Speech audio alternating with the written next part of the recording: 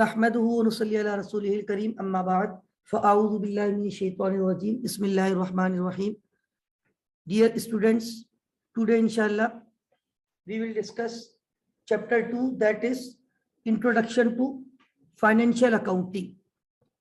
बहुत important chapter है आपके सिलेबस के पॉइंट ऑफ व्यू से। ये चैप्टर अगर खुदा ना खास्ता किसी का मिस होता है तो उसका काफी लॉस होगा, क्योंकि ये वो चैप्टर है खास तौर पे जो नॉन कॉमर्स बैकग्राउंड के स्टूडेंट है उनके लिए आगे अकाउंटिंग के जो बेसिक कॉन्सेप्ट्स है वो इसी चैप्टर पे बेस करेंगे। कल जो हमने चैप्टर कवर किया था, अगर वो चैप्टर किसी ने मिस भी किया है उसमें कोई इतना इशू नहीं होता, क्योंकि वो जनरल डिस्कशन था regarding financial accounting, cost accounting, management accounting and their objectives.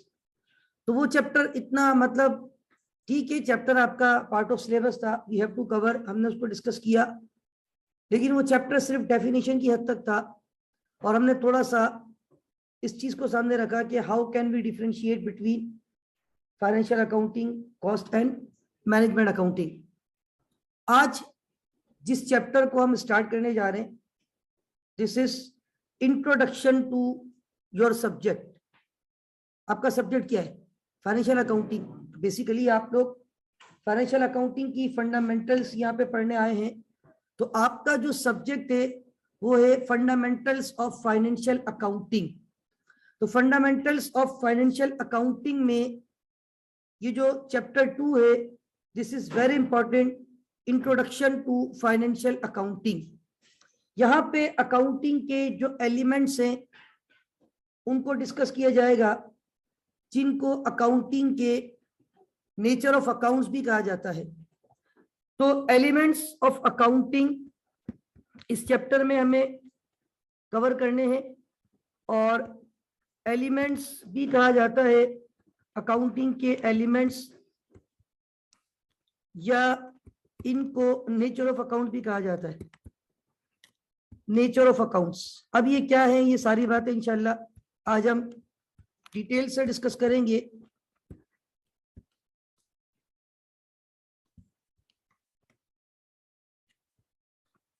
Elements of accounting या nature of account, also known as accounting के पिलर। अकाउंटिंग की बुनियाद 5 अकाउंटिंग के पिलर हैं, 5 अकाउंटिंग की नेचर हैं, या 5 अकाउंटिंग के एलिमेंट्स हैं। और पूरी अकाउंटिंग थ्रू आउट जो आप पढ़ेंगे इन्हीं 5 पिलर पे चलेगी। वो जो डेबिट क्रेडिट स्टूडेंट अक्सर नॉन कॉमर्स वाले सुनते हैं कि कॉमर्स वाले कहते हैं ये डेबिट है, ये क्रेडिट है, वो डेबिट क्रेडिट के रूल्स भी इन्हीं 5 एलिमेंट्स पे बनाए गए हैं। अगर ये 5 एलिमेंट्स आपको क्लियर हैं तो आपको इंशाल्लाह आगे प्रॉब्लम नहीं होगी। देखिए इसमें 5 चीजें हैं। First one is asset, second one is liability,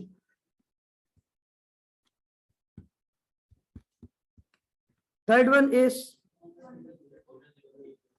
equity भी कहते हैं, ऑनर्स इक्विटी भी कहते हैं, या उसको कैपिटल भी कहा जाता है। Fourth one is revenue, and finally we have expense. ये 5 जो अकाउंटिंग के पिलर हैं, मैं अक्सर एक बात कहता हूं कि ये अकाउंटिंग की शान है, अकाउंटिंग की जान है, अकाउंटिंग की पहचान है, अकाउंटिंग की मान है। याद रखिए अकाउंटिंग इन सुतूनों पे चल रही है। एक मिसाल दे रहा हूं, जैसे हम कहते हैं कि बीइंग मुस्लिम हमारे अरकान इस्लाम 5 है, ऐसा ही है ना। तो इसी तरह अगर हम बात करें अकाउंटिंग की, अकाउंटिंग के पिलर की, अकाउंटिंग के सुतून की, अकाउंटिंग के एलिमेंट्स की, दुनिया भर की अकाउंटिंग, आप अकाउंटिंग में बड़ी से बड़ी क्वालिफिकेशन, नो डाउट जो क्वालिफिकेशन आप ले रहे, one of the highest qualification है ये अकाउंटेंसी में, CMA, CA, ACCA, professional accountancy है। तो याद रखिए ये 5 जो आपके एलिमेंट्स है ये हर जगह पे अप्लाई होंगे। हर ट्रांजेक्शन से पहले you have to check what you are going to record, either asset, liability, capital, revenue और expense। तो नेचर ऑफ अकाउंट्स आपके पास ये 5 है, एसेट, लाइबिलिटी, कैपिटल, रेवेन्यू और एक्सपेंस। अच्छा, अब हमारे पास एक कॉमन वर्ड है, अगर आपको इसको याद करने का एक आसान सा वर्ड है, CLEAR। Accounting is very clear. अगर आप ये क्लियर का वर्ड पढ़ें तो इस क्लियर वाले वर्ड में ये 5 एलिमेंट्स मौजूद हैं। C मतलब कैपिटल, L मतलब लाइबिलिटी, E मतलब एक्सपेंस, A मतलब एसेट और R मतलब रेवेन्यू। तो अकाउंटिंग इज वेरी क्लियर। और ये 5 अगर आपको सही से पता है ना, तो आगे आपके कॉन्सेप्ट इंशाल्लाह बड़ी आसानी से और बड़े अच्छे डेवलप हो सकते हैं, सब्जेक्ट टू कंडीशन के आपको इन 5 में डिफरेंशिएट करना आता हो, आपको इन 5 की पहचान हो कि what is asset, what is a liability, what is the definition of capital, revenue क्या है, एक्सपेंस क्या है। 1 बाय 1 इसके ऊपर बात करूंगा। इसमें इक्वेशन भी आती है, इंशाल्लाह उसको भी डिस्कस करूंगा। इन्हीं एलिमेंट से अकाउंटिंग इक्वेशन ड्राइव होती है। तो ड्यूरिंग टुडेज लेक्चर इंशाल्लाह accounting equation we will also discuss. First of all मैंने यहाँ पे सबसे पहला वर्ड क्या लिखा है, एसेट। तो सबसे पहले हम एसेट को डिस्कस करने जा रहे हैं कि एसेट किसको कहा जाता है। जी, कैन एनीवन टेल मी कि एसेट क्या होता है? जी सर, असासे होते हैं। देखिए, ये आपने अच्छी बात है उसको ट्रांसलेट किया है उर्दू में कि एसेट को असासे कहा जाता है, ठीक है ना। ये तो इन्होंने उर्दू में तर्जुमा किया है। अब ये असासा जो है ना, थोड़ा सा प्योर उर्दू का वर्ड है। बाद स्टूडेंट तो शायद हमारी उर्दू भी इतनी अच्छी नहीं होती, तो हम नहीं समझ पाते कि ये असासे से क्या मुराद है। तो ठीक है, वेरी गुड, आपने उर्दू में तर्जुमा किया। कोई और? एनीवन? अच्छा, anything which is convertible into cash वो एसेट होता है, जरूरी है। देखिए, ये नहीं है कि anything which is convertible into cash, मतलब लोग समझते हैं कि ये है डेफिनेशन एसेट की, ये डेफिनेशन नहीं है। जी, anyone have any idea regarding asset? No. अच्छा, अब आप देखिए, मैं 1 बाय 1 इनको डिस्कस करूंगा। और फर्स्ट ऑफ ऑल अगर मैं एसेट की बात करूं, एसेट देखिए, अगर मैं सिंपल 1 वर्ड में इसको डिफाइन करूं ना, तो एसेट कहा जाता है रिसोर्स को। किसको कहा जाता है? हाँ, आपकी जो रिसोर्सेस है उनको एसेट कहा जाता है। यानी मैं यहां लिख देता हूं, अगर मैं 1 वर्ड में कहूंगा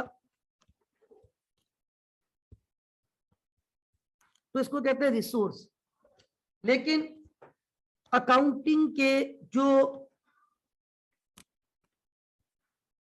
स्टैंडर्ड्स हैं या अकाउंटिंग का जो बोर्ड है, इंटरनेशनल अकाउंटिंग स्टैंडर्ड बोर्ड, उसने जब एसेट को डिफाइन किया तो उन्होंने एसेट की डेफिनेशन जो बताई है वो मैं आपको यहां लिख के दे रहा हूं। कहते हैं कि asset is a resource. Asset आपकी क्या है? रिसोर्स है। Number 2, control by the entity. मैं इसको पूरा एक्सप्लेन करूंगा, पहले आप लोग जरा समझ लें। Asset is a resource control by the entity. अच्छा, अब बहुत सारे लोग समझते हैं कि सर ये एंटिटी किसको कहते हैं, तो एंटिटी ऑर्गेनाइजेशन को कहा जाता है। आईसीए में पाकिस्तान इटसेल्फ एक एंटिटी है। आईसीए में पाकिस्तान एक ऑर्गेनाइजेशन है। आईसीए में पाकिस्तान एक इंस्टीट्यूट है।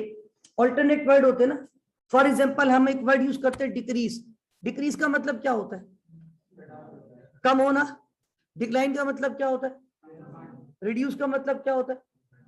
आप लोग इकोनॉमिक्स में एक वर्ड पढ़ेंगे डिमिनिश, उसका मतलब भी क्या होता है? कम होना।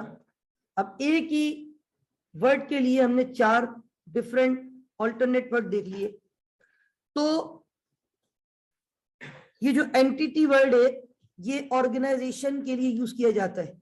पीएसओ एक एंटिटी है, आप बोलेंगे सर ये तो कंपनी है, मैं बोलूंगा पीएसओ एक ऑर्गेनाइजेशन है। तो entity, organisation, enterprise, enterprising entity, these are alternate words. तो asset, a resource controlled by the entity as a result of past event, as a result of past event.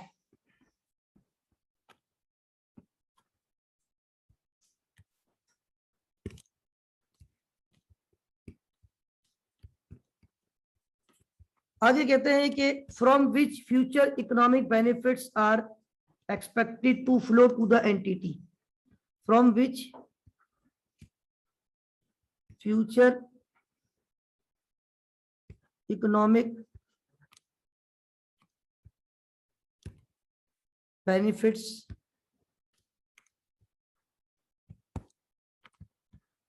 are expected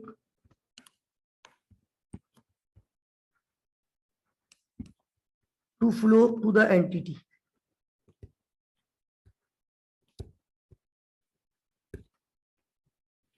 This is the actual definition of asset. Number one, resource. Number two, controlled by the entity. Number three, as a result of past event.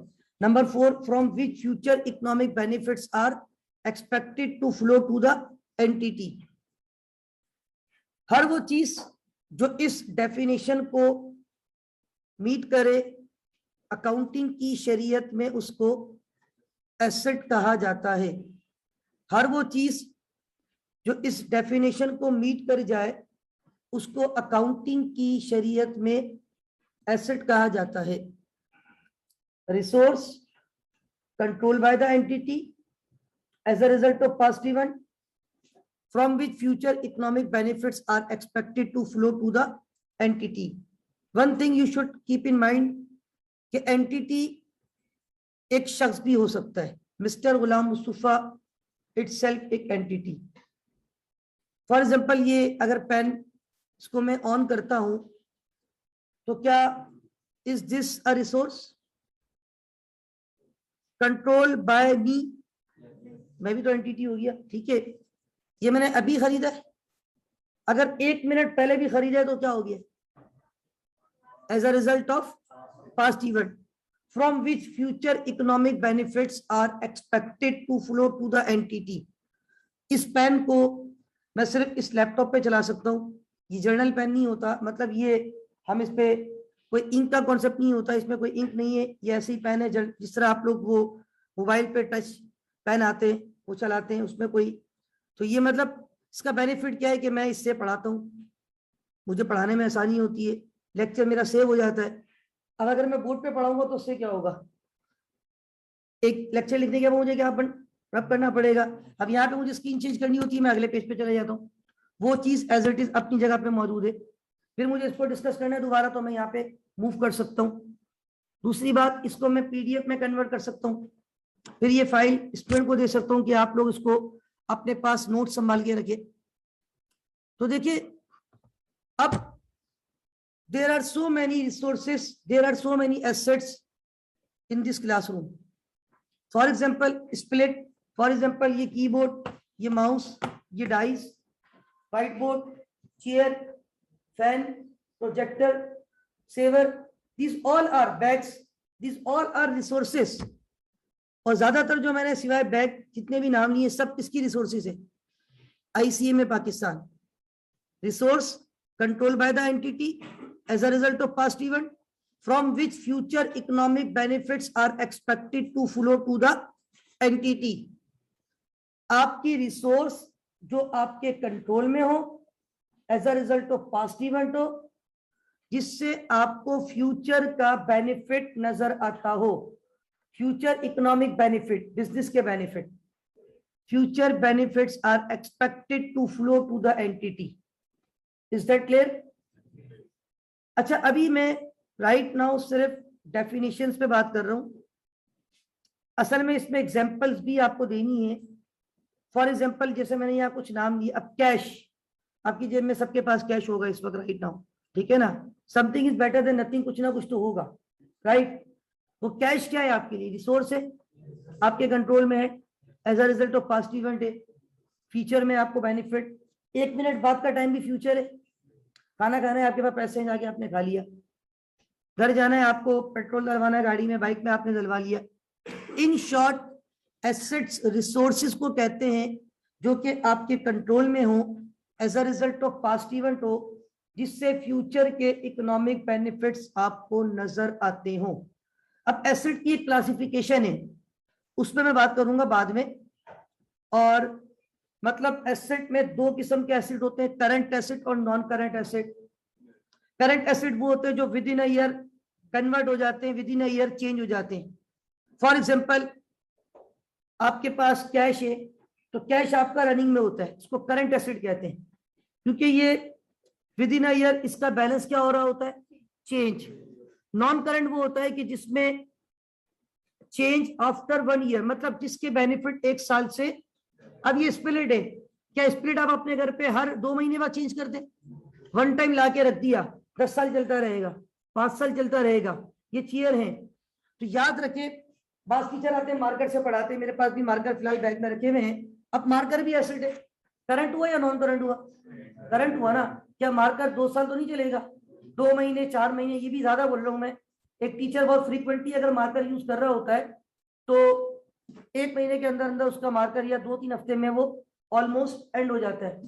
तो याद रखिए, ये इसको इंशाल्लाह हम detail से discuss करेंगे। मैं एग्जांपल आपको दूंगा, जैसे कैश एसेट है, आप जो स्टॉक अपने पास रखते हैं, स्टॉक कहते हैं जो आप बिजनेस करते हैं। फॉर एग्जांपल, अगर मैं मोबाइल फोन बेचता हूं, तो मेरे काउंटर पे, मेरी शॉप पे 50 मोबाइल फोन पड़े हैं, तो वो मैंने क्यों रखे हैं? अपने इस्तेमाल के लिए, बेचने के लिए। उसको इन्वेंट्री कहा जाता है, गुड्स भी कहते हैं, स्टॉक भी कहते हैं। वो भी मेरा एसेट है, मेरे कंट्रोल में है, as a result of past event है। इसको बेचूंगा तो डेफिनेटली पैसा कमाऊंगा, फायदा होगा। तो याद रखिए, asset a resource controlled by the entity as a result of past event from which future economic benefits are expected to flow to the entity। अभी मैंने कहा था ये जो एलिमेंट्स ऑफ अकाउंटिंग है ना, मैंने ऑब्लिक करके एक वर्ड और लिखा था, नेचर ऑफ अकाउंट्स। ये नेचर है, और जो मैं अलग अलग कह रहा हूं ना, अब जैसे ये फर्नीचर, ये टाइटल कहलाता है। फर्नीचर एक टाइटल है, उसकी नेचर क्या है? एसेट। कंप्यूटर एक टाइटल है, उसकी नेचर क्या है? एसेट। स्प्लिट एक टाइटल है, उसकी नेचर क्या है? एसेट। तो टाइटल तो हजारों लाखों हो सकते हैं, लेकिन नेचर सिर्फ कितनी है? या तो वो एसेट होगा, या वो लायबिलिटी होगा, या वो कैपिटल होगा, या वो रेवेन्यू, या वो एक्सपेंस। अकाउंटिंग की शरीयत में टाइटल की कोई लिमिट नहीं है। एक कंपनी के पास पता नहीं कितने टाइटल यूज हो रहे, लेकिन हर टाइटल की कोई ना कोई नेचर होगी। तो याद रखें, नेचर ऑफ अकाउंट 5 है। हर नेचर में there are so many titles are there. जिस तरह मैंने एक सिंपल मिसाल दी, मोटर व्हीकल, गाड़ियां, ये भी टाइटल है। फर्नीचर, ये भी टाइटल है। Laptop, printer, scanner, computer, printer, ये सब टाइटल है, लेकिन by nature these all are assets. फिर इसमें करंट कौन से होते हैं, नॉन करंट कौन से होते हैं?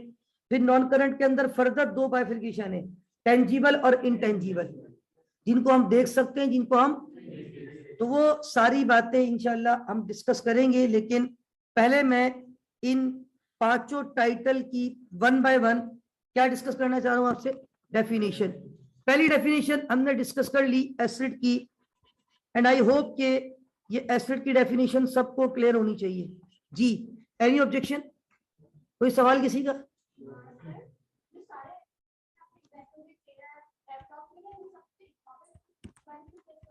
देखिए, इकोनॉमिक बेनिफिट से मुराद ये होता है कि हम ये जो नेचर ऑफ अकाउंट पढ़ रहे हैं, ये किसके प्रोस्पेक्टिव से पढ़ रहे हैं? बिजनेस के। कल की क्लास में आप शायद नहीं थी, नहीं थी। कल हमने, आपका कॉमर्स बैकग्राउंड है नॉन कॉमर्स है? नॉन कॉमर्स है, ठीक है। अच्छा, अब मैंने कल अकाउंटिंग की डेफिनेशन डिस्कस की थी, और मैंने बहुत सारी डेफिनेशन बच्चों को कहा था, गूगल पे मिल जाती है। वन ऑफ द डेफिनेशन के कुछ वर्ड मैंने बोर्ड पे लिखे थे, accounting is the language of business. अच्छा, जब हम अकाउंटिंग पढ़ते तो हम बात किसकी करते हैं? बिजनेस की। और बिजनेस की जो बेनिफिट्स हैं वो अल्टीमेटली क्या है? आपके इकोनॉमिक बेनिफिट्स। कल मैं कह भी रहा था ये वर्ड, अगर आपने सुना हो। तो एक हम बिजनेसमैन के हम अकाउंटिंग जो करेंगे वो किसकी करेंगे, बिजनेस की। जो भी सवाल आपके सामने आएगा पेपर में, उसमें लिखा होगा mister so and so started business, mister so and so is a businessman, so and so company, तो कंपनी क्या कर रही होती है, बिजनेस कर रही होती है। तो बिजनेसमैन के पास जो रिसोर्सेस हैं, चाहे वो चेयर क्यों ना हो, चेयर होती है तो जो उसके स्टाफ होते हैं उनको बैठने में आसानी होती है, या जमीन पे बिठाए, चेयर पे कंफर्टेबल फील होता है ना, उसका स्टाफ खुशी से अच्छे दिल से। अगर आपको बोला जाए आपको ऑफिस में जमीन पे बैठ के काम करना है, आप ज्यादा अच्छा काम करेंगे या चेयर पे बैठ के, डेफिनेटली। तो क्या बेनिफिट है ना, आपका स्टाफ मोटिवेट हो रहा है, कूलिंग आपने उसको चिल एसी लगा के दे दिया, तो क्या उसको और खुशी होगी कि यार मेरा इतना ख्याल रखा जा रहा है, उसको आपने गाड़ी दे दी। तो ये सब आपके रिसोर्सेज है कंपनी की, जो कि आपके कंट्रोल में है। आप चाहो तो बंद कर दो पीछे से ऐसी, ठीक है। As a result of past event है। और फ्यूचर बेनिफिट क्या है कि ये आपको डेफिनेटली काम करने में चीजें आसानी पैदा करती है। हर वो रिसोर्स जो आपके कंट्रोल में हो, as a result of past event हो, और फ्यूचर इकोनॉमिक बेनिफिट आपको बिल्कुल नजर आएगा एसेट से, ठीक है। Is that clear? अच्छा, नेक्स्ट है हमारे पास liability. Can anyone tell me what is liability? उधार, जी सर, कर्जा, ठीक है। लाइबिलिटी उधार, कर्जा, वाजिबुल अदा, जो आपके ऊपर अदा करने के लिए वाजिब हो। असल में लाइबिलिटी वन वर्ड में अगेन मैं बात करूंगा ना, तो this is non as obligation. क्या कहते हैं इसको? हाँ। अब ये ऑब्लिगेशन क्या है या लाइबिलिटी क्या है? असल में लाइबिलिटी का मतलब ये होता है कि this is your responsibility, this is your responsibility. In short we can say that कर्जा is one of the form of liability, लेकिन नॉट नेसेसरी के कर्जा ही लाइबिलिटी हो, नॉट नेसेसरी के उधार ही लाइबिलिटी हो। लाइबिलिटी की डिफरेंट हमारे सामने सिचुएशन हो सकती है। फॉर एग्जांपल, क्या आप लोगों ने आईसीएमए पी में एडमिशन लेके आईसीएमए को पे कर दिया? नहीं पे किया तुमने? पे किया है, अच्छा। क्या आईसीएमए ने आपको 100% कोचिंग प्रोवाइड कर दी? नहीं की ना। आज तो तीसरी क्लास है मेरे भाई, अभी तो 3 से 4 महीने, मतलब अभी तो बिल्कुल स्टार्ट हुआ है। अगर आपने 100% फीस दे दी तो आपने तो अपना काम कर दिया। अब ये आईसीएमए की रिस्पॉन्सिबिलिटी है कि आपको ड्यूरिंग सेशन क्लासेस प्रोवाइड की जाए। This is the liability of ICMA Pakistan, this is the responsibility of ICMA Pakistan. ICMA Pakistan is liable, ये लाइबिलिटी है।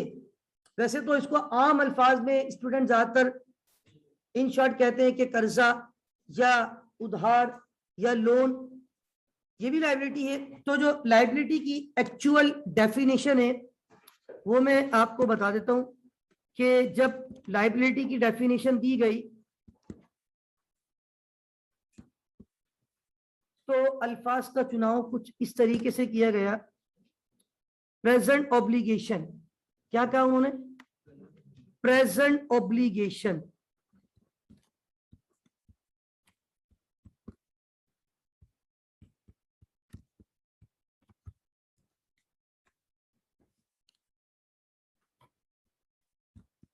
arising from past event.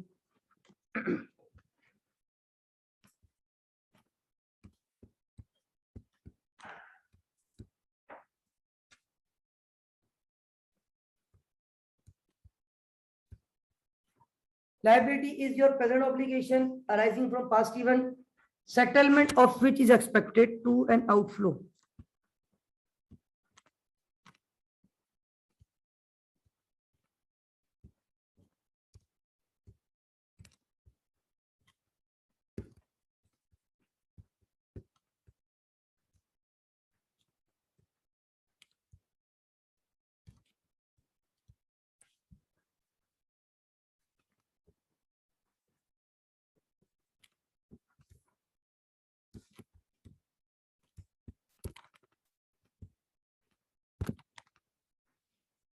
This is the definition of liability.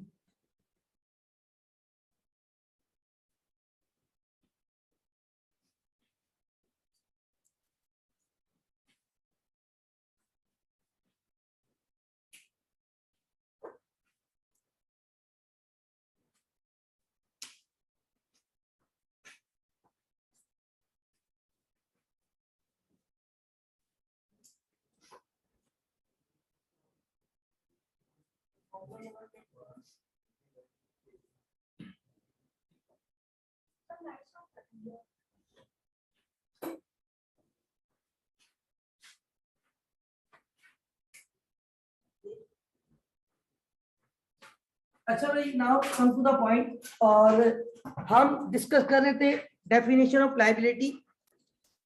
Present obligation arising from past event, settlement of which is expected to an outflow from the entity.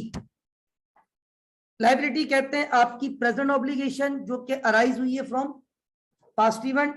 Settlement का वो ये definitely in future, और settlement करेंगे outflow will be required to settle your obligation. Future benefit का outflow होगा, benefit आपके पास से जाएंगे। फॉर एग्जांपल, अगर मैंने किसी से 5000 लोन लिया, चाहे मैंने अभी थोड़ी देर पहले लिया, अब मैंने आपको आगे बताया कि मैंने उससे 5000 रुपए उधार लिए, is this my liability? Present obligation arising from where? अब मैंने उसको कहा कल दूंगा, अगर कल भी दूंगा तो कल क्या है? फ्यूचर है। Settlement of which is expected to an outflow from the entity, from my side. मैं इटसेल्फ एक एंटिटी हूं, इसका मतलब ये है outflow will be required to settle your obligation. आपको अपनी ऑब्लिगेशन को सेटल करने के लिए बाबा कौम की तस्वीरें खर्च करनी है। Outflow will be required to settle your obligation. तो now what is liability? Present obligation arises from past event, settlement of which is expected to an outflow from the entity. This is the actual definition of liability. Again, liability को बाद में इंशाल्लाह maybe next class में would be on Thursday we will discuss कि liability को भी further हम दो हिस्सों में ब्रेक करते हैं, करंट और नॉन करंट। अच्छा, हर चीज दो हिस्सों में नहीं होती, सिर्फ ये एसेट और लायबिलिटी है। यहां पर भी वही कॉन्सेप्ट होता है कि करंट लायबिलिटी उस लायबिलिटी को कहा जाता है जो आपने विद इन अ ईयर पे करनी, एक साल के अंदर अंदर। अगर मैंने किसी से लोन लिया 6 महीने के लिए, 8 महीने के लिए, 10 महीने के लिए, इज दिस करंट लायबिलिटी और नॉन करंट? आपको घर बनाना है, बैंक के पास जाओगे हाउस लोन लेने, वो बैंक आपको देता है 10 साल का लोन, 20 साल का लोन, 15 साल का loan. Is this current liability और non current? Non current liability. वो आपके वाजिबुल अदा, जिनको अदा करने के लिए आपको समय 1 साल से ज्यादा का दिया जाए, शरीयत अकाउंटिंग में उसे नॉन करंट लायबिलिटी कहा जाता है। और जहां पे समय आपको विद इन अ ईयर दिया जाए, वो आपकी कौन सी लायबिलिटी है? Current liability. Is that clear? Any objection? जी। ऑब्लिगेशन का मतलब होता है this is your liability, this is your responsibility, you have an obligation to pay, right? Obligation का मतलब होता है आपके ऊपर ये एक जिम्मेदारी है। This is your responsibility, liability, obligation. You are liable to pay, you are responsible to pay, you have an obligation to pay. आपके ऊपर ये ऑब्लिगेशन है, राइट? This is your. जी नहीं, देखिए बात, देखिए याद रखिए, समटाइम एक वर्ड जो है ना मल्टीपल सेंस में यूज किया जाता है। अभी मैंने एक आपको मिसाल दी थी, समटाइम एक सेंस के लिए वी हैव मल्टीपल वर्ड्स। कम होने के लिए मैंने 4 वर्ड बताया आपको, डिक्रीज कम होना, डिक्लाइन कम होना, रिड्यूस कम होना, इवन डिमिनिश। ये प्योर इकोनॉमिक्स का, बिजनेस का वर्ड है। इसका मतलब भी क्या होता है? कम होना। एक मीनिंग के लिए मल्टीपल वर्ड है। बाद अब आपको पता है एक ही वर्ड के मल्टीपल सेंस होते हैं।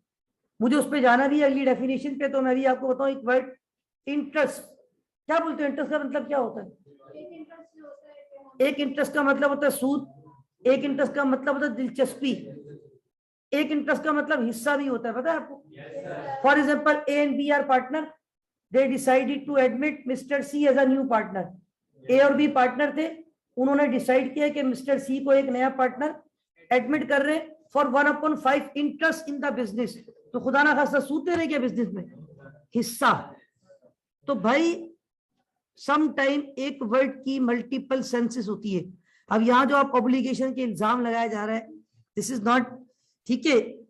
याद रखिए बल्कि शायद मैंने उस दिन कहा भी था, अक्सर मुझे बैंक से जो है ना कॉल एक दफा आई जॉब के लिए, तो मैंने कहा नहीं यार मुझे बैंक में जॉब नहीं करनी। उन्होंने पूछा क्यों नहीं करनी, तो मैंने कहा यार बैंक में इंटरेस्ट है इसलिए मेरा इंटरेस्ट नहीं है। अब आप मुझे बताएं मैंने एक जुमले में कितनी मतलब इंटरेस्ट बोला, लेकिन पहला इंटरेस्ट किसके लिए बोला, सूद, और दूसरा इंटरेस्ट बैंक में सूद है इसलिए मेरी दिलचस्पी नहीं है। अब आप देखिए इंसान एक लाइन में 2 मरतबा एक वर्ड यूज कर रहा है मल्टीपल सेंसेस के लिए। तो भाई याद रखें सम टाइम एक ही वर्ड के मल्टीपल सेंस होते हैं। या इस फॉर एग्जांपल अभी हम जब नेक्स्ट वीक में इंशाल्लाह डेबिट क्रेडिट की बात करेंगे, एक क्रेडिट उधार को भी बोलते हैं, पता है आपको? ये कॉमर्स वालों को पता है, क्रेडिट का मतलब उधार, लेकिन वो डेबिट क्रेडिट वाला क्रेडिट अलग है।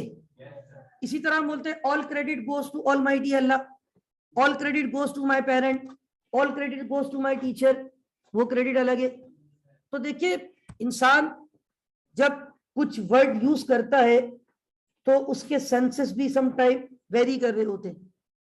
इसी तरह अभी मैं इंटरेस्ट का वर्ड अगली डेफिनेशन में यूज करूंगा। मैं क्या यूज करूंगा, मेरी क्या औकात, आईएएस ने जो इंटरनेशनल अकाउंटिंग स्टैंडर्ड बोर्ड ने जो कैपिटल की तारीफ करते हुए अल्फाज का चुनाव किया, वहां पे इंटरेस्ट के वर्ड को यूज किया है, लेकिन वहां इंटरेस्ट ना तो सूद के लिए इस्तेमाल किया जा रहा है, वहां पे इंटरेस्ट ना तो दिलचस्पी के लिए इस्तेमाल किया जा रहा है, बल्कि वहां पे इंटरेस्ट किस वर्ड के लिए, हिस्से के लिए।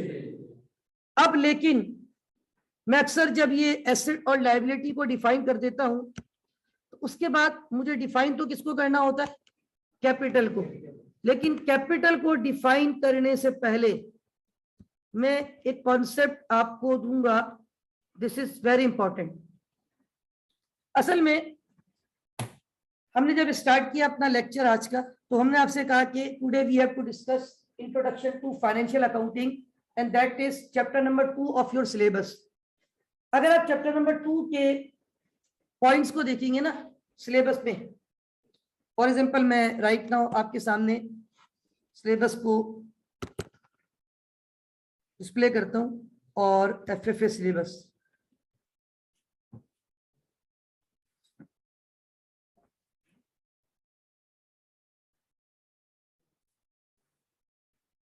प्लीज स्टॉप टॉकिंग, बातें नहीं करें। अच्छा, ये अगर आप सिलेबस देख रहे हैं, ये थोड़ा सा मैं इसको, ये चैप्टर 2 मेरा ख्याल आप सबको ऑलमोस्ट नजर आ रहा होगा।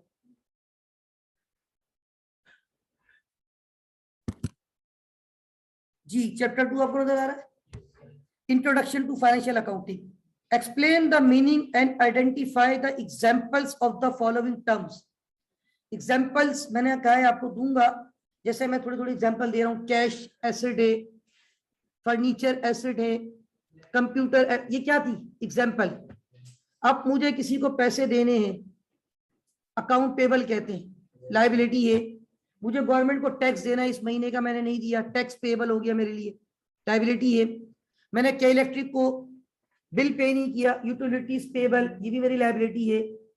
मैंने सपोज करे कि घर किराए पे लिया हुआ है और मैंने अपना रेंट नहीं दिया, रेंट पेबल, ये सब एग्जांपल्स हैं, राइट। अच्छा, इसमें क्या क्या वर्ड लिखे हुए हैं, नंबर 1 कैपिटल मैंने वहां लिख दिया है, नंबर 2 एसेट वहां लिख दिया है, नंबर 3 लायबिलिटीज, इवन एसेट और लायबिलिटी को डिस्कस कर लिया, कैपिटल पे जा रहा हूं। उसके बाद ये एक्सपेंडिचर किसको कहता है, एक्सपेंस लिखा है मैंने वहां पे। इसके अंदर 2 बातें, कैपिटल और रेवेन्यू, ये डिफाइन करूंगा इंशाल्लाह। और फाइनली आखिरी वर्ड क्या है, रेवेन्यू। और उसके बाद एक वर्ड लिखा हुआ है अकाउंटिंग इक्वेशन। अब अकाउंटिंग के एलिमेंट्स तो ये 5 है, कौन कौन से, कैपिटल, एसेट, लायबिलिटी, एक्सपेंस और रेवेन्यू। CLEAR जो मैं कह रहा था, C मतलब कैपिटल, L मतलब लायबिलिटी, E मतलब एक्सपेंस, A मतलब एसेट और R रेवेन्यू। ये 5 चीजें जो है ना, ये 5 चीजें आपके लिए क्या है, basically nature of accounts, elements of accounting, ये अकाउंटिंग के फंडामेंटल्स हैं। उन्होंने कहा है कि बच्चों को एक्सप्लेन कर दें इनके मतलब, आइडेंटिफाई उनको बताएं एग्जांपल्स के थ्रू। ये बातें, ये पेपर में छोटी सी बात भी पूछी जाती है, आपको 4 टाइटल नहीं है, बोलेंगे बताओ इसमें से नॉन करंट एसेट कौन सा है, टेंजिबल एसेट कौन सा है, इंटेंजिबल एसेट कौन सा है, तो उस पर मैं अलग से आपको, बल्कि मैंने हैंड आउट आपको इंशाल्लाह शेयर करना है अभी ग्रुप में, चैप्टर 2 का, उस पर एग्जाम्पल्स मैंने दी हुई है सारी। मैंने एक पेज पे हर नेचर की क्या दी हुई है, एग्जाम्पल, ये करंट एसेट की एग्जाम्पल, ये नॉन करंट एसेट की एग्जाम्पल, ये करंट लायबिलिटीज की एग्जाम्पल, ये नॉन करंट लायबिलिटीज की एग्जाम्पल। उसमें से कुछ तो आपको समझ में आएंगी, कुछ आपको शायद समझ में नहीं आएंगी, तो वो मैं आपको इंशाल्लाह एक्सप्लेन करूंगा। अच्छा, उसके बाद accounting equation, this is very important, उसी तरफ मैं जा रहा हूं। और आगे क्या लिखा है, understand and explain the accounting equation. तो इन 5 चीजों के साथ आपको क्या सिखानी है, अकाउंटिंग इक्वेशन। अकाउंटिंग इक्वेशन जो है ना, उसको हम डिस्कस करने जा रहे हैं।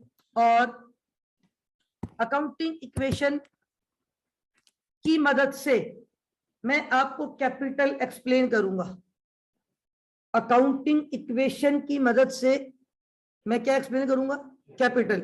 मैंने एसेट को डिफाइन कर दिया, लायबिलिटीज को डिफाइन कर दिया, मैंने कैपिटल को डिफाइन अभी नहीं किया। मैंने देखिए 1 बाय 1 जा रहा हूं मैं। फर्स्ट पेज पे मैंने यहां पे अगर आप देखें तो एसेट को डिफाइन किया, सेकंड पेज पे मैंने लायबिलिटी को डिफाइन किया, और अब यहाँ पे मुझे कैपिटल को डिफाइन करना है। उससे पहले मैं यहाँ पे अकाउंटिंग इक्वेशन की तरफ जा रहा हूं।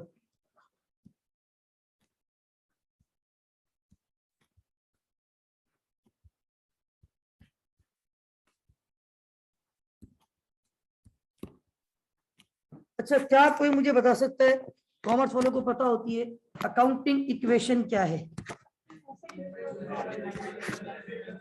अच्छा, अकाउंटिंग इक्वेशन होती है कि assets are always equal to capital plus liabilities.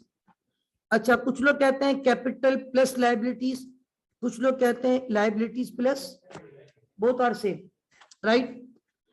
Assets are always equal to capital plus liabilities. यानी दुनिया की कोई सबसे बड़ी कंपनी भी अगर होगी ना, वो भी इस इक्वेशन को डिनाई नहीं कर सकती। This is basic accounting equation. ये आपकी बेसिक अकाउंटिंग इक्वेशन है, और ये बिल्कुल प्रूफ है बात कि assets are always equal to capital plus liabilities. मैं यहां पे जरा इसको, ठीक है, assets are always equal to capital plus liabilities. अब देखिए एग्जांपल मैं आपको देता हूं ताकि आपको एक कॉन्सेप्ट थोड़ा क्लियर हो। समझाने के लिए यहाँ पे एक छोटी सी, मैं एग्जांपल लेने के लिए यहाँ पे एक छोटी सी, मैं समझ लिया आप डायग्राम बना रहा हूँ, ठीक है। ये सपोज करें एक शॉप है छोटी सी, ठीक है, और ये यहाँ पे हमने लिख दिया इसका नाम बिजनेसमैन का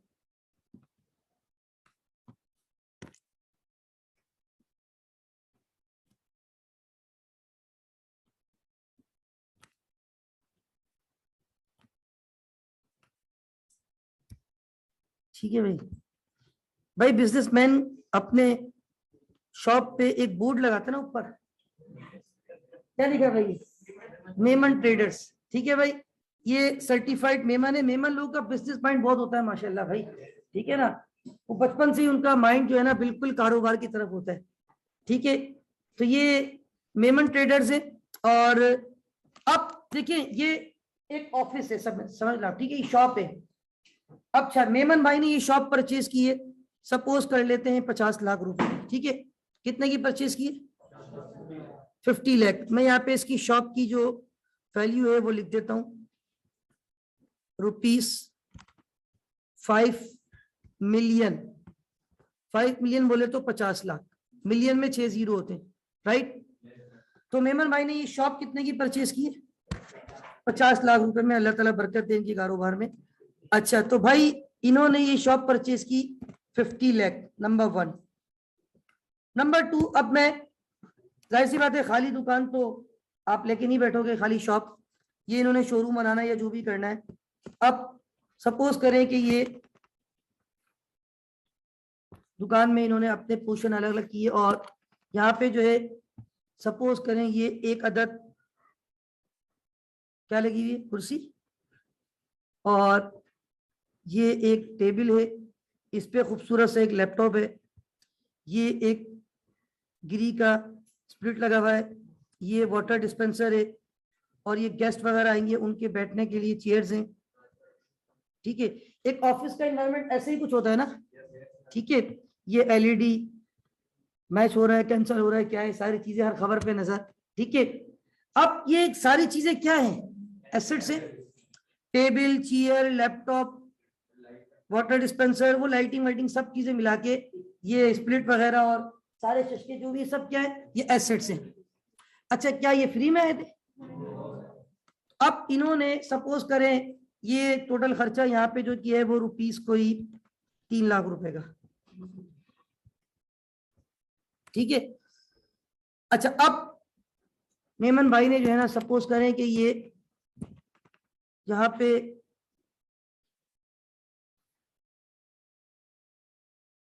तीन जो है ना वो एम्प्लॉय हायर किए, उन तीनों एम्प्लॉयज को जो है ना वो छोटे छोटे केबिन बना के दे दिए, ठीक है। ऐसे ही होता है।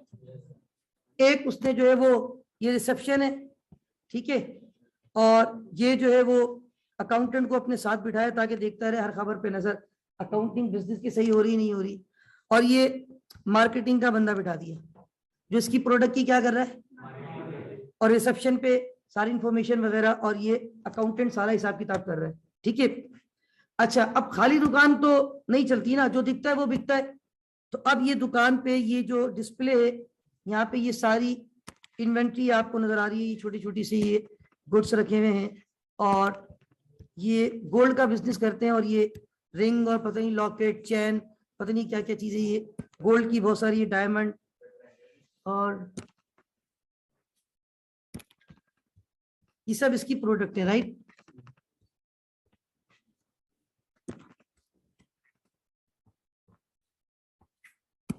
ये सब क्या है, इसकी इन्वेंट्री है, ये गुड्स है, ये सोने के बिस्किट हैं, राइट।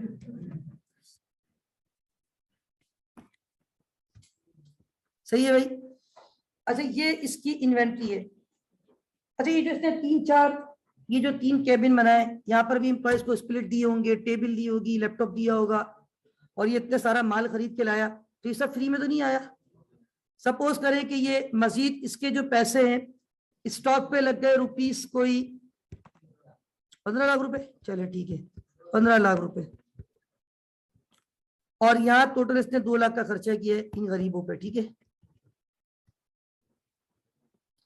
तो अब ये देखें, अच्छा ये शॉप की एंट्रेंस जो है वो देखें, ये यहाँ से बस ये दुकान ऐसे खुल जाती है ये, और ये पैसेज है, ठीक है।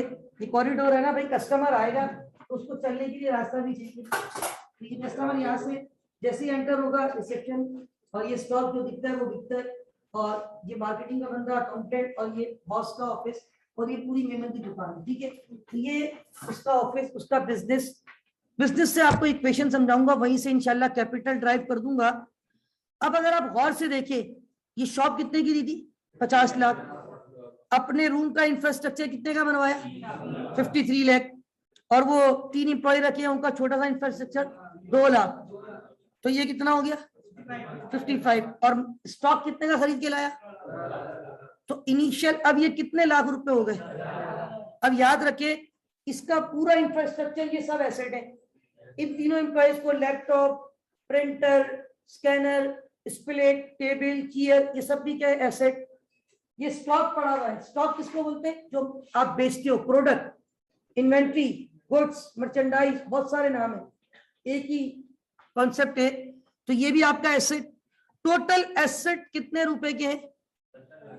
अब मैं यहाँ पे देखिए इक्वेशन के साथ लिख रहा हूं कि मेमन भाई के पास 70 लाख रुपए के एसेट है, 7 मिलियन। किसी को एतराज तो नहीं है।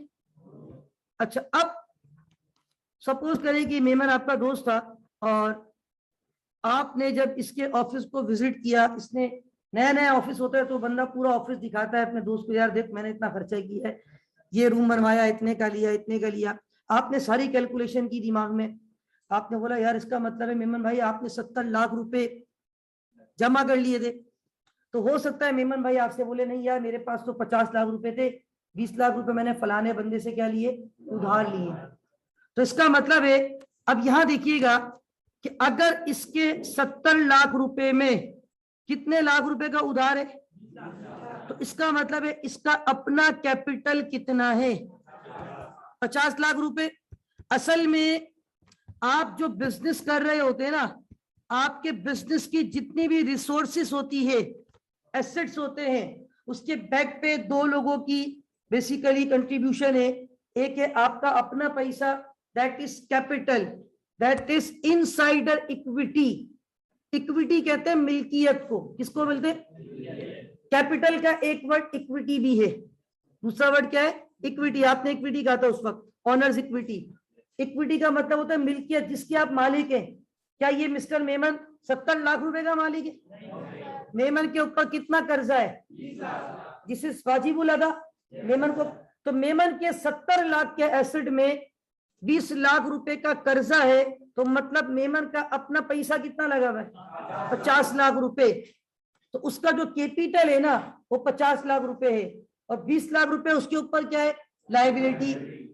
Liability is not your insider equity, basically liability is your outsider equity, बाहर के लोगों का पैसा, जो आपका पैसा नहीं है।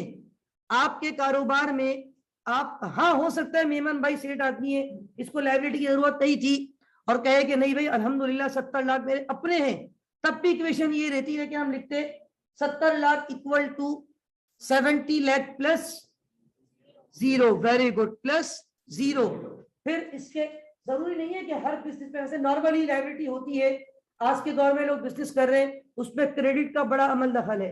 लायबिलिटी ऑलमोस्ट आप अपने बिजनेस को जब सेटअप करते हैं तो कुछ आपका अपना कंट्रीब्यूशन होता है, कुछ आपने कहीं से लोन या कर्जा लिया हुआ होता है। तो याद रखें एसेट्स, ये बेसिक इक्वेशन है, इसको चेंज कर ही नहीं सकता कोई। Assets are always equal to capital plus, हाँ मैं ये कह रहा हूं अगर लायबिलिटी नहीं है नो इश्यू एट ऑल, कोई हार्ड एंड फास्ट रूल नहीं है, कोई अकाउंटिंग की शरीयत में ऐसी पाबंदी नहीं है कि लायबिलिटी का होना भी जरूरी है।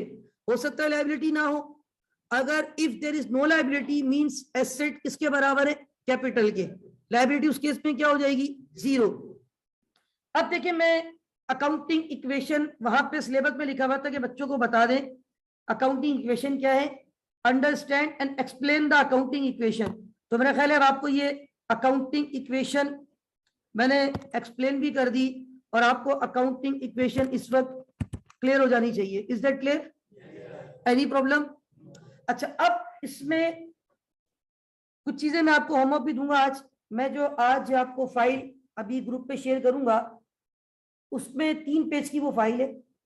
पहले पेज पे मैंने सारी डेफिनेशन लिखी हुई है जो मैं यहाँ लिखवा रहा हूँ आपको, एसेट, लायबिलिटी, कैपिटल, उसमें करंट नॉन करंट की डेफिनेशन भी लिखी हुई है। फिर आज लिखवा क्यों रहा हूँ? ताकि आपको याद रहे, वो आपको प्रिंटेड मिल जाएंगी, ठीक है। दूसरी बात, सेकंड पेज पे एग्जांपल्स है, थर्ड पेज पे कुछ इक्वेशन है। फॉर एग्जांपल वहां एसेट मौजूद है, लायबिलिटी मौजूद है, कैपिटल नहीं है, तो can you calculate the value of capital? Asset मौजूद है, कैपिटल मौजूद है, लायबिलिटी। इस टाइप के छोटे छोटे एमसीक्यूज पेपर में भी आते हैं, हमारे मॉक सेशन में भी दिए हुए, ठीक है ना। कभी उन्होंने एसेट को गायब कर दिया, कभी लायबिलिटी को गायब कर दिया, कभी कैपिटल को। अब आप देखिए, अगर मैं थोड़ा सा डेरिवेट करूं इस इक्वेशन को, हम एक बात कह रहे हैं, अगर मैं इसको थोड़ा सा मुख्तसर करके बात करूं, डायरेक्ट 7 लिखूं, 5 लिखूं और 2 लिखूं, मतलब मिलियन में बात कर रहा हूं, सपोज करें आप, और मैं ये कहूं कि आप लोग कहते हैं A is always equal to C plus L, am I right? इसका मतलब है हमारे केस में ए 7 है, 7 मिलियन, 6 जीरो लगे हुए, 7 मिलियन है। सी जो है वो 5 मिलियन है, और एल जो है वो कितना मिलियन है? 2 मिलियन। माशाल्लाह आप लोग ज्यादातर जो नॉन कॉमर्स यहाँ बैठे हुए हैं, बड़ा अच्छा मैथ उनका बैकग्राउंड होता है, तो वो पता नहीं क्या बोलते हैं, सर ये इक्वल टू के बाद प्लस हो रहा है ना, तो इसको आप A minus L is equal to C भी कह सकते हैं, कह सकते हैं। वो इक्वल टू के बाद लायबिलिटी प्लस हो रही है, इधर आके माइनस हो जाती है, तो इसका मतलब है हम ये कह सकते हैं 7 माइनस 2 इक्वल टू 5। हाँ यार बात तो सही है, 7 में से 2 माइनस किए तो कितना बचेगा? 5 बचेगा। तो इसका मतलब ये हुआ कि एसेट में से अगर लायबिलिटी को माइनस कर दिया जाए तो जो बच जाता है उसको कैपिटल कहा जाता है।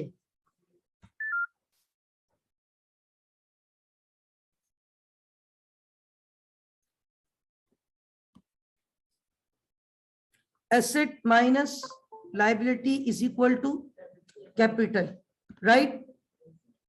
एक मिनट जरा,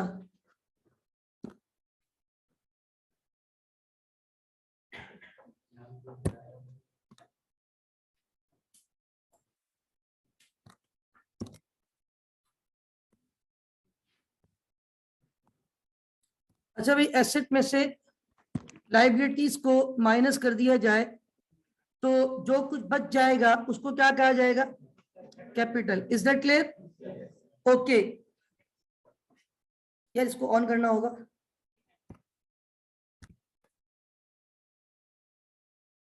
अच्छा, हम ये डिस्कस कर रहे थे कि assets are always equal to capital plus liabilities. हमने थोड़ा सा इक्वेशन को डेरिवेट किया तो हमने कहा we can also say that के A minus L equal to C, asset minus capital is equal, asset minus liability is equal to. वैसे हम ये भी कह सकते हैं asset minus capital is equal to, लेकिन अभी असल में मुझे आपको डेफिनेशन किसकी बतानी है। दैट्स वाई मैं ये कैपिटल को यहां से ड्राइव कर रहा हूं कि asset minus liability is equal to 7 million minus 2 million is equal to 5 million. Now what is 5 million? इसका मतलब ये हुआ इस मेमन के 70 लाख या 7 मिलियन एक ही बात है। रिसोर्सेस में 20 लाख यानी 2 मिलियन का क्या मौजूद है? कर्जा, ऑब्लिगेशन, लाइबिलिटी। तो इसका मतलब है resources minus obligation is equal to capital. तो अब कैपिटल की डेफिनेशन जब स्टैंडर्ड्स की जबान में की गई तो अल्फाज का चुनाव कुछ इस तरह था कि रेजिडुअल इंटरेस्ट, क्या लिखा उन्होंने? Residual interest. किसी को पता है व्हाट इज रेजिडुअल? नहीं पता? रेजिडुअल का मतलब होता है रिमेनिंग, बचा हुआ, बचा हुआ। रेजिडुअल इंटरेस्ट, यहां पे इंटरेस्ट किसके लिए इस्तेमाल हुआ है? हिस्से के लिए। अगर मैं रेजिडुअल का मतलब कह रहा हूं रिमेनिंग, बचा हुआ, तो मैं रेजिडुअल इंटरेस्ट का अगर उर्दू में तर्जुमा लिखूं तो क्या लिखूंगा? हाँ, बचा हुआ हिस्सा। ठीक है, residual interest in total asset, residual interest in total assets after deducting total liabilities, after deducting total liabilities. क्या हमने यही किया अभी? टोटल एसेट मेमन के कितने थे? 70 लाख। उस टोटल एसेट में लाइबिलिटीज का एलिमेंट कितना मौजूद था? तो हमने जब 70 लाख में से 20 लाख माइनस किए, डिडक्ट किए, टोटल एसेट में से टोटल लाइबिलिटी को क्या किया? डिडक्ट किया, तो हमारा आंसर कितना आ गया? 50 लाख। तो जो रेसिडुअल इंटरेस्ट था, बचा हुआ हिस्सा, वो कितना निकला? 50 लाख। तो residual interest in total assets after deducting total liabilities. Is that clear? Yes, sir. This is the definition of capital, right? सबसे पहले हमने किसको डिस्कस किया? Asset, then liability, then capital, right? Asset, resource controlled by the entity as a result of past event from which future economic benefits are expected to flow to the entity, right? Yes, sir. What is the liability? Present obligation arising from past event, settlement of which is expected to an outflow from the entity. Now what is capital? Assets minus liability equal to capital, right? Total residual interest, ठीक है, in total assets after deducting total liabilities. Is that clear? Yes, okay. Accounting equation क्या होती है? Assets are always equal to capital plus liabilities. हमने मेमन के 70 लाख रुपए के asset में 2 मिलियन की लाइबिलिटी थी, तो 7 minus 2 equal to 5 मिलियन, और we can say that 50 lakh रुपए मेमन का कैपिटल था, राइट? ओके, दो चीजें रह गई हैं कैपिटल तक। अल्हम्दुलिल्लाह वी हैव डिस्कस। सबसे पहले एसेट को डिफाइन कर दिया, लाइबिलिटी को डिफाइन कर दिया, कैपिटल को डिफाइन कर दिया। Now we are going to discuss revenue and expense. Last दो खिलाड़ी जो हैं अकाउंटिंग के, उनके ऊपर गुफ्तगू करने जा रहा हूं। और सबसे पहले याद है कि अगेन मैंने इंट्रोडक्शन दिया आपको, उसके बाद मैंने एसेट को डिफाइन किया, देन हमने, एक मिनट जरा इसको थोड़ा सही कर दूं, ये थोड़ा ओवर कंट्रोल हो गया है।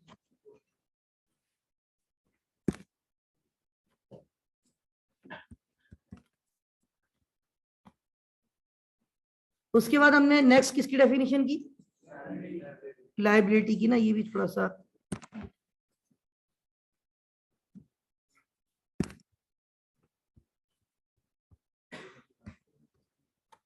लायबिलिटी के बाद हमने अगले पेज पे ये कैपिटल को डिफाइन किया है। और ये पता नहीं मसला क्या है थोड़ा सा,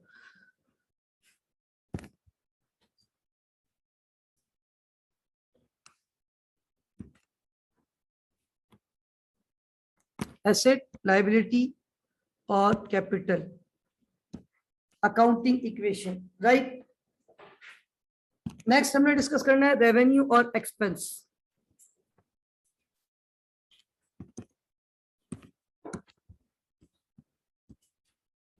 रेवेन्यू किसको बोलते हैं, इनकम, इनकम, ठीक है। अच्छा मैं यहाँ पे कुछ चीजें लिख देता हूँ आपको फर्स्ट पेज पे। जैसे मैं यहाँ लिख रहा था, कैपिटल को सिंगल वर्ड में क्या बोलूंगा जी, नहीं आपने एक वर्ड यूज किया था, इक्विटी। कैपिटल को सिंगल वर्ड में क्या बोलूंगा, इक्विटी, राइट।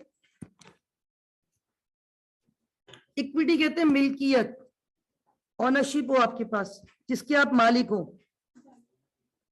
इक्विटी, मिल्कियत, मालिक। रेवेन्यू का मतलब बच्चों ने कहा इनकम, तो रेवेन्यू और एक्सपेंस अपोजिट है आपस में। इनकम है तो वो क्या हो जाएगा, आउटकम। ये आपकी इनकम है, पैसों का आना, इनफ्लो, और ये क्या है, पैसों का आना नहीं जाना, ठीक है। तो आउटकम, आउटफ्लो या आउटकम एक ही बात है, बहरहाल आउटकम। एसेट रिसोर्स है, लायबिलिटी ऑब्लिगेशन है, कैपिटल इक्विटी को कहते हैं, रेवेन्यू बोले तो इनकम, एक्सपेंस बोले तो आउटकम। अब हम रेवेन्यू की डेफिनेशन लिखने जा रहे थे। डेफिनेशन में कहा गया कि increase in economic benefits,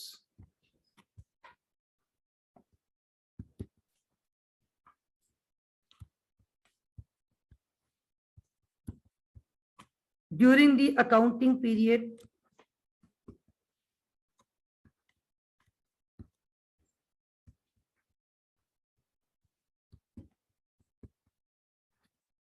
in the form of inflow,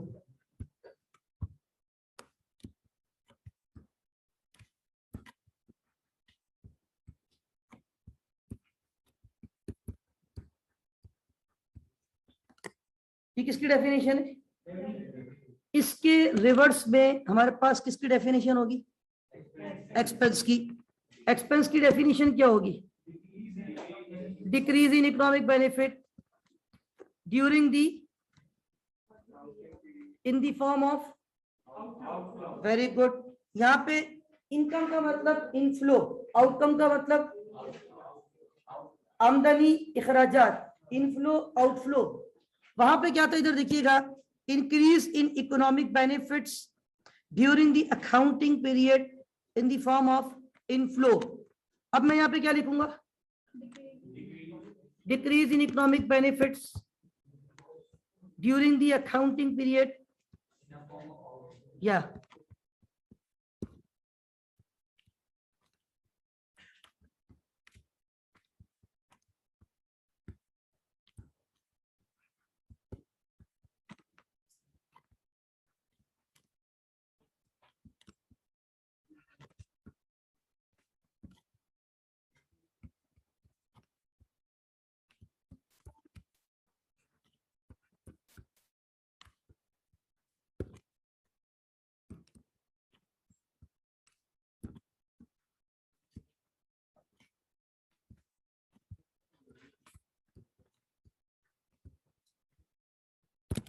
अच्छा। अब थोड़ा सा देखिए आगे बढ़ते हैं। हमने सबसे पहले एसिड की बात की, और एसिड को जब हमने डिस्कस किया तो हमने कहा कि एसेट रिसोर्स है। लायबिलिटी को हमने डिस्कस किया तो हमने कहा लायबिलिटी आपकी ऑब्लिगेशन है, ठीक है। एसेट आपकी रिसोर्स, लायबिलिटी आपकी ऑब्लिगेशन। मैंने कुछ एग्जांपल भी आपको दी, और एग्जांपल के तौर पे मैंने एसेट के हवाले से cash, bank balance, furniture, computer, laptop, printer, scanner, land, building, ये सारी चीजें आपकी किसमें काउंट होती है? एसेट में। फिर हमने किसको डिस्कस किया? लायबिलिटी। जो पैसे आपको देने हैं, बैंक लोन है, salaries payable, rent payable, interest payable, these all are tax payable liabilities. Capital, owner equity, मालिक का पैसा, Memon capital, Babar capital, Salman capital, Danish capital, जो भी ऑनर है उसका कैपिटल। ये मैंने कुछ एग्जांपल, टाइटल और नेचर। आखिरी जो दो आपको इस वक्त बोर्ड पे नजर आ रहे हैं, रेवेन्यू और एक्सपेंस। रेवेन्यू को वन शॉट हमने क्या कहा? इनकम। और एक्सपेंस को हमने क्या कहा? आउटकम। रेवेन्यू का मतलब इनफ्लो, एक्सपेंस का मतलब आउटफ्लो। फॉर एग्जांपल मैं मोबाइल फोन बेच रहा हूं, तो सेल करूंगा तो इनकम होगी, नहीं होगी? This is an example of revenue.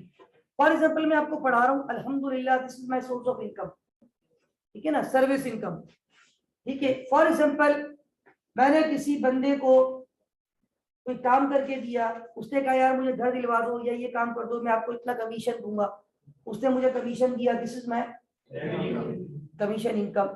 For example मेरे पास एक एक्स्ट्रा घर था, वो मैंने किराए पे दे दिया, हर महीने वहां से पैसा आ रहा है, this is known as rent income. For example मैं कहीं ट्यूशन पढ़ाने गया, वहां से पैसे मिले, फीस इनकम। मतलब ये सारी क्या है आपकी? रेवेन्यू, पैसा आ रहा है। Increase in economic benefit during the accounting period in the form of inflow, this is revenue. Now इसके अपोजिट एक्सपेंसिव। भाई कारोबार में सिर्फ इनफ्लो नहीं होता भाई, आउटफ्लो भी होता है, ठीक है ना। For getting something you have to lose something, कुछ पाने के लिए होना भी पड़ेगा, ठीक है ना। अब फॉर एग्जांपल आपने स्टाफ रखा हुआ है, उसको हर महीने सैलरी दे रहे हो, इनकम या एक्सपेंस? पैसे आ रहे हैं या जा रहे हैं? इंक्रीज इन इकोनॉमिक बेनिफिट या decrease in economic during the accounting period in the form of.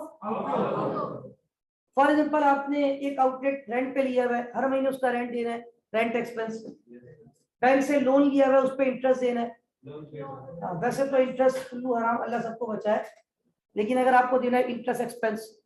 इसी तरह आपने हर महीने के इलेक्ट्रिक को एक खत आता है आपके पास, वो पे करना है, यूटिलिटीज एक्सपेंस।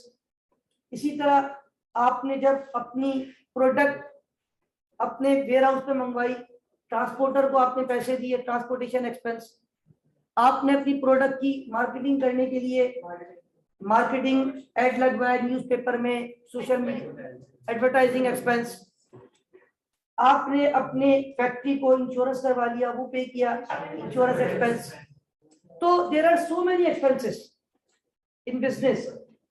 अच्छा अब एक चीज मैं आपको यहाँ पे थोड़ा सा बता दूं कि अगर आपने ये सिलेबस जब मैंने आपके सामने रखा था, अगर आपने ये पॉइंट देखा हो, हमने ये डिस्कस कर लिया, explain the meaning and identify the example.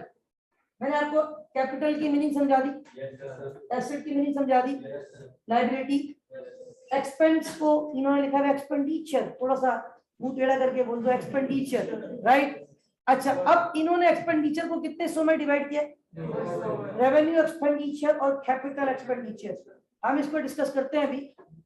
Revenue बता दिया मैंने और अकाउंटिंग क्वेश्चन बता दी, understand and explain the accounting question बता दिया, और इन सब की ऑलमोस्ट छोटी छोटी मैंने आपको एग्जांपल्स भी दे दी। बाकी मैंने कहा मैं हैंड आउट शेयर करूंगा, उसमें भी एग्जांपल्स आजा मौजूद, आप उस पर देख सकते हैं, राइट। अच्छा अब हमारे पास ये जो पॉइंट हम डिस्कस कर रहे थे, जरा इधर देखिएगा, last one is expense, expenditures, right.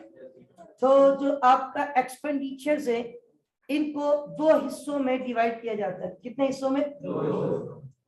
Number one is revenue expenditure and number 2 is capital expenditure, right? How many types of expenditures are there? 2.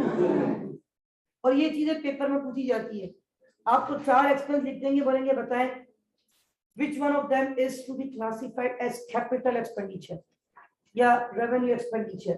तो फर्स्ट ऑफ ऑल आपको ये पता होना चाहिए you should know that how can we differentiate between capital and revenue expenditures, right? देखिए expense का मतलब क्या है, पैसा आएगा या जाएगा? अच्छा, ये जो रेवेन्यू और कैपिटल एक्सपेंडिचर है ना, बड़ा आसान इनका डिफरेंस है, बड़ा सिरात मुस्तकीम है। और मैं तो इसको आम अल्फाज में ये कहता हूँ कि छोटे खर्चे और बड़े खर्चे। इस तरह हम कहते हैं ना सगीरा गुना और कबीरा गुना, छोटे गुना और बड़े गुना। तो छोटे गुना उलमा करम फरमाते ना, आपने इस दिन का रोजा रखा, 1 साल के गुनाह माफ हो जाएंगे। अक्सर फजीलतें हम सुन रहे होते हैं, तो उससे मुराद होता है सगीरा गुना यानी छोटे गुना। कबीरा गुना अल्लाह ताला तो गफूर रहीम है, तौबा करने से अल्लाह ताला माफ फरमाता है। तो छोटे गुना और बड़े गुना, सगीरा गुना कबीरा गुना। तो छोटे खर्चे और छोटे खर्चे जो है ना वो रेवेन्यू एक्सपेंडिचर कहलाते हैं, और जो बड़े खर्चे होते हैं उनको कैपिटल एक्सपेंडिचर्स कहा जाता है। अब डेफिनेशंस क्या होती है? Revenue expenditures are those expenditures whose benefits to be received during 1 year। वो खर्चे जिनके फायदे आपको कितने साल मिले से विद इन ईयर खत्म हो जाए, शरीयत अकाउंटिंग में उसको कौन सा एक्सपेंडिचर कहा जाता है? और आपके वो खर्चे, आपके वो एक्सपेंडिचर्स जिसके बेनिफिट्स लॉन्ग टर्म हो, मोर देन 1 ईयर हो, it is to be classified as capital expenditure. Suppose करें आपने एक गाड़ी खरीदी 10 लाख रुपए की, इज दिस कैपिटल एक्सपेंडिचर और रेवेन्यू एक्सपेंडिचर? गाड़ी फ्री में तो नहीं आई है ना भाई, पैसा गया है, आउटफ्लो हुआ है ना, 10 लाख रुपए खर्च किए आपने। तो गाड़ी क्या 1 साल चलेगी या लंबे अरसे तक चलेगी? तो इसका मतलब क्या हुआ, इज दिस कैपिटल एक्सपेंडिचर या रेवेन्यू? अब गाड़ी को जब रोड पे लेके गए, आपने पेट्रोल डलवा दिया 5000 रुपए का, अब 1 साल की छुट्टी हो गई, तो क्या ये एक्सपेंडिचर है? 5000 रुपए का नोट दिया ना अपने भाई, 5000 रुपए का खर्चा किया आपने, पेट्रोल डलवाया है। अब आप मुझे बताएं, ये जो आपने पैसा खर्च किया है एक्सपेंस है या नहीं? Is this your capital expenditure और रेवेन्यू? यस। फिर आपने 6 महीने बाद गाड़ी की सर्विस करवा ली, तो क्या वो भी लंबे समय रेवेन्यू? क्योंकि शॉर्ट टर्म बेनिफिट होते हैं, सर्विस आपको हर 2-2.5 महीने बाद अगर आपकी रनिंग है तो करवानी पड़ेगी, तो कैपिटल है रेवेन्यू है?